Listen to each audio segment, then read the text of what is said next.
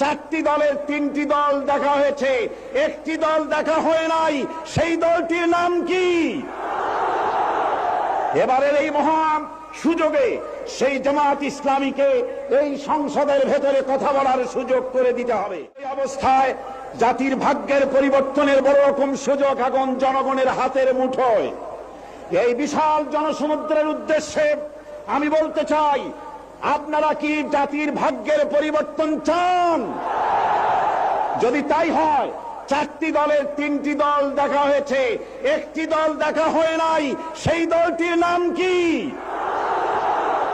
এবারের এই মহান সুযোগে সেই জামাত ইসলামীকে এই সংসদের ভেতরে কথা বলার সুযোগ করে দিতে হবে। ৭২-এর শাসনতন্ত্র পুনরুদ্ধারের মাধ্যমে জাতির কল্যাণ হবে না।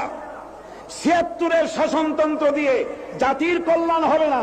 জাতির কল্যাণ হতে পারে, ভাগ্যের উন্নয়ন হতে পারে আল কোরআনের সংবিধান।